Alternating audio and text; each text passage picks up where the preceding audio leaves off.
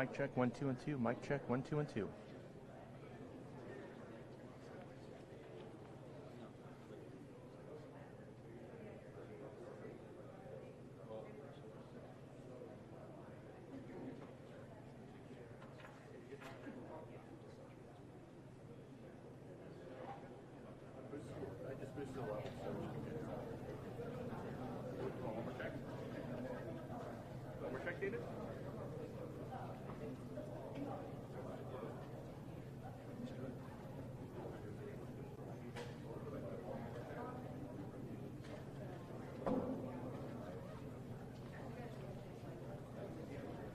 Mic check, 1, 2, and 2. Mic check, 1, 2, and 2.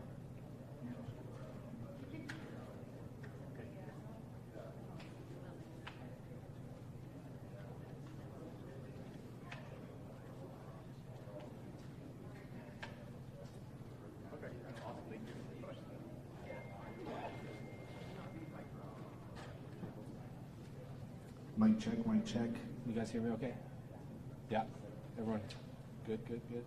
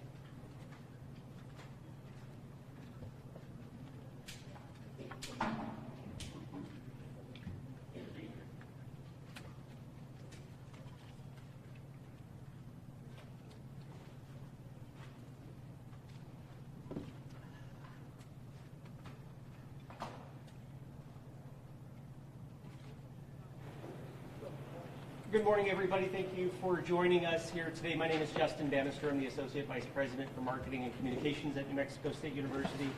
With us today, we have NMSU Chancellor Dan Arvizu. We also have Director of Athletics Mario Moccia. Chancellor Arvizu will make a few opening remarks. We'll have some time for questions. We won't have a tremendous amount of time for questions today, but we want to make sure that we're answering the questions that you have for us today. So, Chancellor. Thank you, Justin. Well, welcome, and thank you all for coming this morning. Give us an opportunity to talk a little bit about the events that are occurring here at NMSU. Let me start with a couple of maybe an introductory remark, but want to start with knowing that you got lots of questions. Many of them are very legitimate.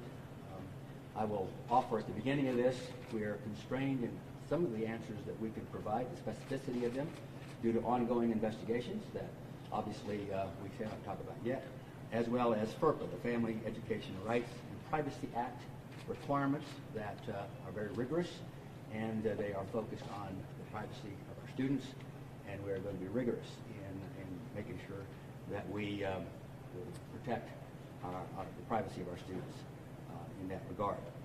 So let me just start with saying a couple of things. A couple months ago, I gave a presentation to our community that the state of the university system is strong, and that we have made significant improvements in the last several years with our university, despite weathering of a pandemic and all of the challenges that go along with that. Our enrollment numbers are up for the first time in a decade. Our research expenditure progress is made, very, very, I think, positive improvements. And our outreach efforts, which is part of our mission objectives, have all been very positive. We have 14,000 students on the Las Cruces campus, and they are receiving an excellent education. They are having a good experience at this institution. We have over 400 athletes, student athletes, that are doing well in their particular disciplines. They are great ambassadors of our program, of their sport, of our institution, of our community. And I don't want there to be any misunderstanding that we fully support and recognize their achievements and all the great work that they are doing despite the challenges that we're having with our basketball program. I want to make it clear that the safety of our students is our number one priority. Right behind that is the integrity of our institution. And as I have reviewed the results of what has occurred over the past few months, it feels like a gut punch. As a parent, as an administrator, as a member of our community, my alma mater, I'm both disgusted and I'm angry about what has occurred. We have looked and done an expansive review of our programs, and everything that I have learned is that our men's basketball program has been infected with bad behavior, culture of bad behavior. There have been some egregious violations of our student code of conduct, and there have been essentially other despicable acts. Our review indicates that this culture of bad behavior is contained in our men's basketball program. It is not elsewhere. And I want that to be clear. There has been, obviously, actions taken as a consequence of both the external and internal investigations, which have resulted in really putting a reset on our entire program. We're still doing the investigations. We are almost complete with the investigation of the November 16th events, and we have recognized with codes of recognized that the student code of conduct has been violated. Student disciplinary hearings are occurring as we speak, and there will be consequences. I cannot talk about that because it's covered by FERPA and the other constraints that we have regarding student privacy. As a result of those investigations are completed, we will be quick to share those and to let you know what we have learned and to recognize those things that need to be improved. So with that, I will then have, along with Athletic Director Mario Moccia, answer the questions that you might have. So, for the questions, if you could please introduce yourself and what media you represent, and then we'll have the appropriate individual answer that question. Go ahead, Lilo. Hi, I'm Lilo Basitzira with KVIA. My first question to you, sir, is you announced the firing of Coach Heyer. May I ask why he wasn't let go after the incident in Albuquerque on the University of UNM? As I mentioned earlier, there have been several investigations. One investigation regarding that particular event is not completed, and part of the reason it hasn't been completed is that the coach has represented counsel, and it's been difficult to interview him. In the context of that, we've looked at all the surrounding evidence to essentially bolster our case for the termination of the coach, and in that context, that decision was made based on the information that we have at the current time. Go ahead, Hugo. Hugo Perez, Journalism and Media Studies, NMSU. What is being done to help the victim and their family on behalf of New Mexico State University? Yeah, I think the main thing I can say, obviously, I can't talk about who they are, but I can talk about the fact that we've provided both counseling services. We've been in contact with the state government. They've provided mental health counseling as well, and we are taking very, very aggressive steps to make sure that those who have been affected are getting the kind of counseling and support that they need. Go ahead, Colin, then we'll come over here. Yeah, Colin Beaver with KT. So you mentioned in your statement yesterday that you're still investigating the other assistant coaches within the program as far as like their current status. Have you investigated enough, one, to have terms to potentially terminate them as well? And then looking at the basketball program as a whole, are you intending to have basically nobody who's involved with this year's program here at Director? To answer your first question, there's still ongoing investigation for the assistant coaches, and I think until we get the information that we need, action will be withheld until we learn more about what we need to do. Maybe I can ask Mario to provide a little bit of what our intent are for the balance of the season and the things that relate to your second question. So Mario? You want to just restate that, Colin, your second one? Yeah, more, I mean, I'll ask a follow-up to that too. Basically, players, coaches who are involved with this year's program, will any of them ever basically be allowed to be involved with Mexico State men's basketball as a whole? And I would also follow up with that, at what point, because the program is on an indefinite leave of absence right now, at what point will you feel comfortable bringing the program back at all? Sure. Well, as the Chancellor Arvizu said, it is an ongoing investigation. When the results of that investigation is in, that'll determine the course of action for the remainder of the student athletes, as well as the remainder of the basketball assistant coaches and the basketball staff. Okay, so we're going to wait for that. As far as the continuation of the program, there certainly are games left. Our focus right now is not to rush out and seek a new coach. We're trying to get a resolution to this circumstance, but we certainly intend on playing men's basketball next year, for the Aggies. Go ahead, Rachel. Rachel Phillips, ABC7 Mario, this one for you. There's been a lot of criticism about head coach Greg Hire being hired in the first place, considering where he came from and the coaches he coached under. Do you regret hiring him? Well, I regret the outcome, but more I regret what's happened to the victim. I certainly think hindsight is 20/20, and I made a list of every coach that I've hired at my alma mater, where I was also a student athlete at New Mexico State, and we've had an excellent batting average. Nobody bats 1,000, but I'm certainly tremendously disappointed in this outcome, right? Specifically for the victim, but for everybody involved. So we'll go back and look at our processes. However, when I look at all the 12, 14 coaches that I've hired as athletic director, most of them have been outstanding in the community, won championships, NCAA appearances, and a lot of them have left us and gone on for, greener pastures financially.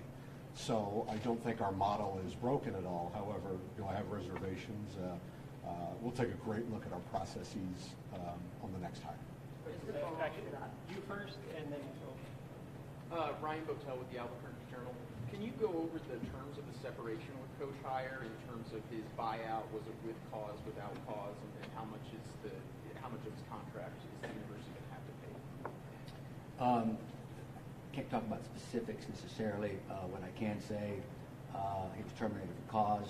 There's no settlement. Coley Harvey with ESPN. This is probably more for you, Mario. But to go back to the point about hiring Coach Hire in the first place, what did the vetting process look like, considering there were some concerns about where he had come from? And you mentioned taking a look at it. What does that look like to you right now? Yeah, the vetting process is the same. You utilize the people that you know in the industry. Certainly, from my background at University of Missouri and Southern Illinois, I have a lot of contacts in the Midwest, but I also have a lot of contacts on, the NCAA selection committee members, et cetera. So you call the people you know. Certainly, the tree that Coach Hire came from, yielded tremendous coaches in Steve Forbes and Chris Jans. So at the end of the day, I do not believe that we have a broken system of hiring coaches. I made a list of all the coaches and all the accolades that they've won. So the same process that we used to hire a Jerry Kill or a Chris Jans was the same process we used with Greg Hire. As I indicated, outcomes are never preordained, and unfortunately, in this situation, for all involved, this did not work out tremendously. So I have a question for Mr. Moccia. So you also brought down, the head coach over here to you also overlook the sports team here at MSU. So how was this able to happen under your watch? Yeah. Tell me your name and your affiliation. Okay. Okay. What do I feel about this happening on my watch? Yeah, well, I mean, you brought Coach Hire to MSU, and you also overlooked the sports department here at the university. So how was this able to happen under your watch? Well, as I just illustrated, you know, coaching hires are not infallible. There is not a crystal ball underneath my desk. You know, we've had a tremendous run on hiring very successful head coaches. However, you know, it obviously did not work out in this setting, and there is, you know, limits to what a head coach can actually do. Look, ultimately that falls under their purview, and that ultimately falls under my purview. But you know, we do extensive training with the student athletes. We'll get into that later, but you know, sometimes it just does not work out. Go ahead here. In the police report, Selena Madrid, Fox 14 and CBS 4. In the police report that was given to the media, it only listed the incident that happened last week. Is there any other incidents, and are you guys being transparent with the community on the severity of the hazing allegations that are being made? So let me, I can't speak about reports that come into our, you know, the function at the university that handles Title IX types of incidences. Those are extremely protected for obvious reasons. I can't talk about that. Are we being transparent? We're being as transparent as we know how to be under the constraints that we're operating. And then just a follow-up question to that. Normally when there is like a police report or something and we request the report and the statement of facts, the names of the people involved are not redacted. Is there a reason that these names of these basketball players are being protected, and when should we expect for those names to be released to the community? Ms. Selena, I would say that that document, when it was made available to the media, there was a note accompanying that. And the biggest issue there is that there have been no charges filed at this time. Should charges be filed, those redactions would be removed and you would be provided that. And are you expecting for charges to be filed? I mean, where are we at in that process? It would depend on the outcome of that investigation, which is still underway. Okay. Johnny, then we got to come back. Sure. Johnny Coker, KRWG Public Media. So since these events go, you know, the hazing allegations go as far back as last summer, is there a plan for NMSU to hire outside investigators similar to after the events of November 16th? Yes, that is in fact the plan to do this investigation. As Director Moccia has said, you know, there's obviously responsibilities that go into the athletic department. There are also responsibilities in other functions of our institution that relate to student safety and privacy. And we're examining all of those processes to ensure that even where things might be legally sufficient, maybe they weren't adequate. So we're looking at a variety of ways in which we can improve access to understanding the information so that we can take action when, in fact, there's been deficiencies in that area. Sure. And would it be a separate private law firm that you'd be hiring? Or? It'd be independent, yes. And I want to make sure we get to everybody's first thing before we get to second ones. So go ahead, and then we'll come to you, Jason. Okay. One more. Yeah, I just want to put an existing point on that, just to maybe educate some of you of what currently goes on. You know, at the beginning of each year, there's a full squad meeting with all of our student athletes where hazing is discussed, as well as clearly in our student athlete handbook. That's to all athletes at the beginning of the year. There's also our NCAA annual mandated student athlete meeting on sexual violence, prevention, intervention, and response to illustrate hazing as well. Each student athlete has to sign that, turn that into the NCAA. So there are specific things that we do annually on this specific topic. I just wanted to make you aware of that. I'm Stephanie Louise with QET in Albuquerque. So before this all came out, the police report was filed. Did any member of administration or the athletic department have any knowledge of hazing allegations? And is there any chance that this investigation will be turned over to the district? Again, getting into a space that's a little bit sensitive here. we are doing the internal reviews. I can assure you that certainly certain members of the administration, myself included, were not aware of any of those allegations or even incidents before they were reported. It's that process that I think is giving me pause to say, why not? So we're still looking at that, and I can't give you any more speculation about what might occur, but we are looking at that very carefully. Go ahead, Jason. Since Mr. Mario spoke about his process throughout, his confidence in his leadership as his direct supervisor, how would you kind of characterize your confidence in him moving forward? Yes, thank you for the question. Mario has been extremely transparent with me about all things that he knew when he knew them, and we have been in constant contact around all the various things that we had both control of and those things that were coming our way. I have not lost confidence in Mario's ability to essentially be our athletic director. He still has my complete confidence to turn this program around. Clearly, there are some issues that we need to see. Why did it take so long to understand that there was an issue? We will get to the bottom of that. Again, partially a coach's responsibility, partially a process responsibility. And we'll look at all of those things simultaneously, but I think there's plenty of evidence to support that this particular incident or a set of incidents is contained in a men's basketball program, primarily a coach responsibility, but the oversight of that is in question, and we will continue to look at that. Will there be more oversight in the future, like future coaching hires, future athletics? There will certainly be improvements in our processes and the way in which we hold ourselves accountable to ensure that our student safety is the top priority and that the integrity of our program is sound. So those will continue to be parts of the investigation, and the results will dictate what we do going forward. Go ahead, Leilova, and then we'll come around again. Thank you, Leilova Cicero again, KVIA. My question to you this time is twofold. The first part of it is that I spoke with a woman yesterday who's a season ticket holder who is very saddened by what's happening here. It cuts very deeply, as you know, for the community of Las Cruces and for all Aggie fans. She's been coming to these games for a long time, bringing her family, bringing her grandchildren, and she feels like this needs to be rebuilt. The program needs to be rebuilt from the ground up. First of all, I want to know if that's how you feel as well.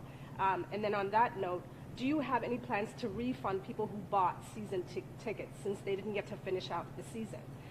My second question is that you described this as a culture, right? A bad culture, a toxic culture. For something to be a culture means that it must have been going on for a long time. So how did it go on unseen for as long as it did? Essentially, how did the university allow this to happen? The answer to your first question is I feel like that member of our community spoke. That's exactly how I feel. Let me let Director Moccia talk about tickets, and then I'll do the second question. Yeah, as far as the question on refunds, there was 3 regular season games remaining.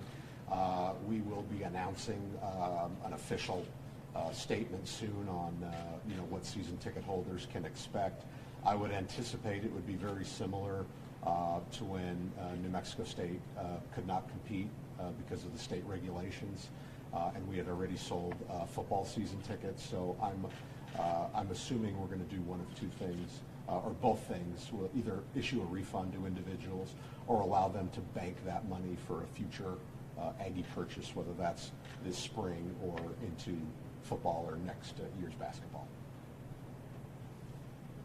And then just the culture. Yeah, I think that I would hesitate to speculate on what the results of the investigation are going to produce. They may, in fact, produce what you're suggesting. We'll take that under advisement and address it directly. Okay. Rachel, and then we'll come back around. Go ahead. Rachel Phillips, ABC7. 2 questions for you. Number 1, other than 3 players who have left the program, are the rest of the players required to still be here in Las Cruces? In so much that we will be competing further this year. A lot of our basketball players are enrolled in some online courses. So a lot of times they can do that remotely, if there's no basketball requirement. So we're trying to get our arms around, who has that status. then just a second question. When did you both first hear about this? How did you hear about this? And what were your thoughts and feelings? Yes, look, I heard about it the day that it was reported, and we took immediate action that same day. Very disturbing to me to not have known beforehand. Right. Hi, Ryan with the Journal. Chancellor, I wanted to just clarify. I think you said that after the November incident, Coach hired an attorney and declined to participate in interviews. I would assume that was the university's investigation. Is that not specifically in his contract that he had to be forthcoming with those events? How was that not cause to fire him right then and there? They had scheduled a meeting internally, and that meeting was to be held earlier this week, and the coach declined to show up. Next question. Okay, go ahead, Cooley, and then we'll come back over. Coley Harvey with ESPN again. Chancellor, you mentioned in your statement yesterday that you wanted ultimate accountability for whoever's responsible once the investigation is concluded. I know the investigation is still going on, but as a parent and an alum here, what does that look like for you? That includes, so as I mentioned earlier, we've got students going through the student disciplinary hearings, and the outcomes of those hearings to be announced once they are completed can essentially run the entire gamut from complete suspension from school entirely to complete suspension of all extracurricular activities and ability to compete in other things, or exoneration depending on the outcome. And it could be any one of those, and I expect that we'll see a spectrum of those outcomes after the investigation. Mario, could I ask you the same question as well? Essentially, in the statement that the Chancellor provided yesterday, there was the hope for full accountability for whoever's found responsible for all of this. For you as a parent and alum, what does that look like? What is full responsibility and accountability? Well, look, there's university processes specifically in place to ascertain guilt, levels of guilt, etc. I mean, as a parent, it makes me sick. However, there are processes, and whatever the outcomes from the university, we will abide by them. The student athletes will have to abide by them, coaches, etc. So, we're just going to let the investigations, take place, hopefully finalized soon, so we can have some clarity on each individual's specific responsibility. And let me just add, as a parent, I'm angry, and I know that this is not what anybody anticipated for students coming to our institution. And when that outcome is not what we desire, it behooves us to take full and strong action to ensure, first, that we send the right messages, and second of all, that it doesn't happen again. So there will be accountability, perhaps beyond what people might expect would be the case, just because it really is egregious. You haven't had a chance to go back. James AK, Fox 14, CBS Sports. To either of you, with this being the second internal, potentially criminal investigation within the basketball program, you say you intend to play next year. What is your message to athletes to have faith and trust to come out and support you guys if you all are to play? The key message is that we've had a fairly major stain on our reputation, and we are committed to regain the stature of New Mexico State, sports at the national level in terms of our reputation. It pains me that we've got this particular thing to address, but we will leave no stone unturned. Again, I don't want there to be an expectation that somehow the entire institution is under duress. It's not. This is very much contained, but it is egregious, and again, we'll take very, very strong steps to make that change. Go ahead, Carl. Yeah, for Colin Lieber, KTSM, for Mario. Piggyback to the Zoom press conference you guys did about the shooting back in November, and you said that you didn't think there was anything Coach Heyer could have done to prevent what happened that night. I'm curious if you still feel that way about that, given the fact that the culture that you've set around the program this entire time has clearly not been what you wanted. Well, look, my heart tells me that when you're sound asleep in your bed and you're awoken that, a situation has occurred, what is your direct responsibility to that specific situation? However, setting the culture, right, matters. And for individuals who have the ability to think that a night before a big game to get out of the room, et cetera, do some things that we would never condone, is certainly troubling. And so I think, taking my words, there are specific things I think that might not be somebody's individual personal responsibility. However, the culture certainly is, and does one thing lead to another? Let me just make a point of emphasis here. Thanks for the question. Violation of our student conduct is unacceptable. Curfew violations are unacceptable. I know it happens elsewhere. You hear about it all the time. We will redouble our efforts. Not acceptable. Not at this institution ever again. So those kinds of maybe, I would call them things where coaches are inclined to look the other way, will no longer be tolerated at this institution. Absolutely not. We're only going to take a couple more. Yeah, so was there an increase in oversight of the basketball program after the UNM campus shooting? And if there was, where do you feel that where those efforts failed? As far as an increase of oversight, I can tell you on every single away trip, we sent an upper-level administrator to that game, whether it was myself, whether it was one of our two deputy ADs or one of our two senior associates. So there wasn't a time where there was an away trip from home that there wasn't a senior level administrator with the men's basketball program. Go ahead, Jason. Jeff Harvey, student, I just wanted to ask you again if there's anything that you can say about previous incidents, previous allegations reported to the university. I think you were asked before, but if you could answer that again. And also, could you give any insight into protocols that the university has when things are reported to the proper channel? I still can't answer the first question. As soon as we are able to release information, we will. It's covered under our FERPA and internal investigations kinds of constraints. I'm sorry, the second question again. I asked about the protocols. Oh, yes. What is the process then? Yes. So when there is a code of conduct violation, last year we took the fairly strong step that we took the reporting out of the athletics department and put it into the general the dean of students process. And that now, it's been done a couple of years now, several years now. And the reason we did that was to make sure that there was an unbiased review of what's going on. If it's in athletics, then it would be done by the dean of students. They get to make the call, not athletics. Right?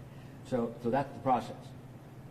If it becomes a Title IX issue, which obviously has to do with some sort of sexual activity, if it becomes that, it goes into our Office of Institutional Equity.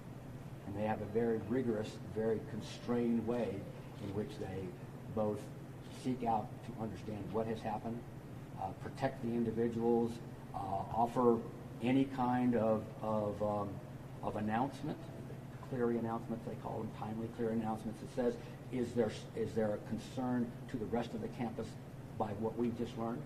That kind of stuff is all done very rigorously in that process. When they are not able to complete their process by for whatever reason, students don't respond or whatever, then they don't report. That's a deficiency. They don't let me know, hey, there's a concern in some particular aspect of our institution that you may want to take a look at. I can't tell you the specifics because I'm protected by federal law that says I cannot disclose. Right? But there are ways in which maybe that the information that is useful for us as administrators to go and take action, to go look deeper, to unveil things, that process still, I think, could be improved. And so we have legal adequacy we don't have adequacy for what I think we're trying to accomplish is make sure our athletes are safe. How do I do that?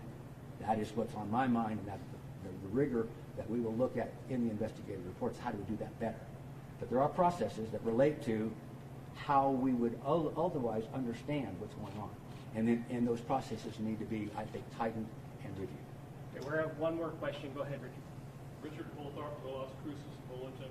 For both of you, have either of you been in contact with Conference USA, and what questions or concerns have they expressed? I had spoke to both commissioners at both conferences, the WAC and also Conference USA. I think both have acknowledged to me that we are taking the right actions and that they are supporting what we're doing. So, yes, the answer is yes. I don't know, Mario, if you might have talked to him as well. Yeah, I've talked to Brian Thornton, the commissioner of the Western Athletic Conference, several times, just to keep him abreast of things. I've also talked to Judy McLeod, the conference, or the commissioner of Conference USA, several times as well, just to make sure she was up to speed and aware, and we've done that from an athletic standpoint. This Conference USA has not had any intention of, I guess, reneging on the author? No. Okay, thank you, everybody. We appreciate it.